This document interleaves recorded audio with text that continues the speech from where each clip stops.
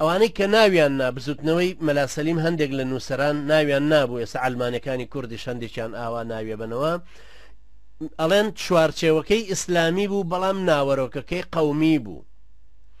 نابێ قەومی بەو دیدەی ئێستا وەکو سکولاریزمێک تەماشایکەین وا بزانین وا بووە چوارچێوەکەی ئیسلامێکی شێخانە بوو بێ کلاسیکی، ناوەرۆکەکەی محتەوایەکی سکولاریزمی نەتەوایەتی بوو بێ. نا چونکە ئێمە کە ئێستا باسەکەین ئەوەتان لەبیر بێن 90 ساڵ لەمە و پێش باسەکەین، ئەو زەمانە کوردایەتی سکولاریزم نەبوو، لایکیزم نەبوو، ئەگەر چی سەرەتاشی بۆ دروست بوو بەڵام کاریگەری بەقەدەر شێخانی طریقە و مەلاکانیش نەبوو.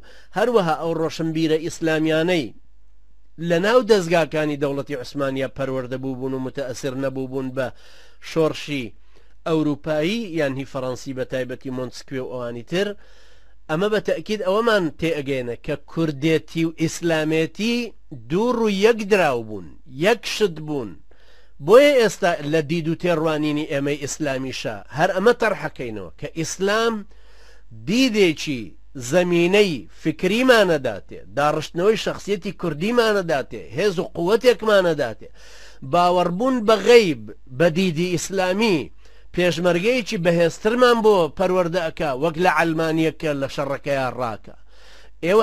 ئێمەش و ئێوەش خەڵکانێکی تریش ئەلمانی و ئیسلامی دۆست و دژمن هەست پێەکەن کە پەروەردەکراوی گەنجێکی مسلمانی پابند بە دینەوە باوەڕبوو بە دەرەجەی شەهیدی و خۆ بە کوشتدان لە پێناوی ئیسلامە مستەحیلە بچنە یەک قاڵبەوە لەگەڵ یەکێکی کە باوەڕی بە قیامەت نییە، مولحیدە، هەموو هەڵپەیەکی بۆ هێنانەدی ئامانجەکانێتی لە تەمەنی کورتی خۆیان. ئەم دوانە ناکرن بە قیاس لەگەڵ یەکترە.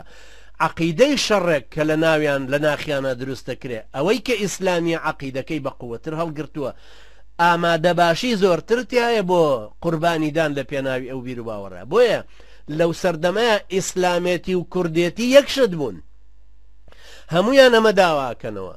هێنانەوەی چەسپاندنەوەی تەواوی شەریعەتی ئیسلام بۆ کوردستان وەلابردنی مەزڵومیەتی کوردی، ئەمەشە کە ئێمە دیسان باسی لێوەکەینەوە، پێوەی پابند دەبینەوە. ئەم زنجیرە دەرسەشمان لەبەر خاتری ئەوەیە کە برایانی کوردی خۆمان ئیسلامیەکانی خۆمان هەست بەوە بکەن کە مەسئولیەتێکی کوردێتیەکان لەسەرشانە، هەروەها کوردە نەتەوایەتیەکانیش وا هەست پێ بکەن کە ئێمە بیر و باوەڕێکی ئیسلامی بەهێزترمان گرتووە، پێویستە ئەوانیش مناقەشەی بکەن، بێن نزیک ببنەوە لەوەی دراسی ئیسلامەتێکە بکەن وەکو ئایدۆلۆژیەک کە جگە لەلایەنە فەلسەفیەکەی کە وەڵامی ئینسان و گردون و ژیانە دەداتە دەست، بزاوێکی گۆڕانکاری کۆمەڵگەی کوردەواری زۆر بەهێزت بۆ دروستەکە.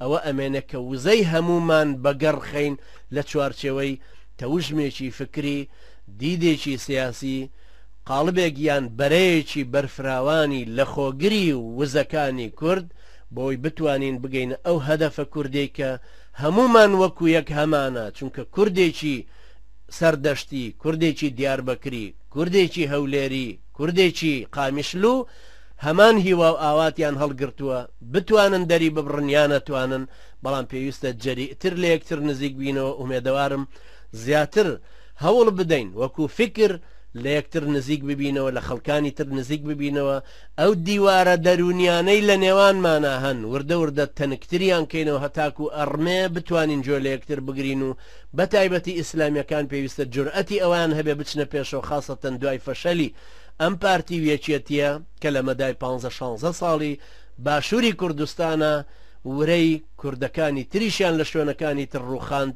یان بوون بە سەبەبێک بۆ بێئومێدیەک یان دوورکەوتنەوەی ئامانجی کوردی کە زۆر بەداخەو کاریگەریەکی غایە دەرەجە سلبی هەبوو.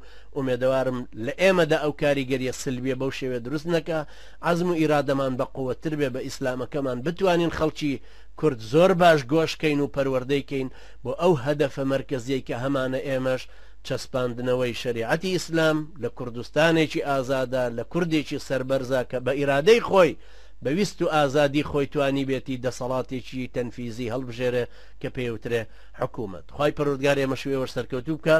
أقول قولي هذا واستغفر الله لي ولكم وجزاكم الله خيرا والسلام عليكم ورحمة الله وبركاته.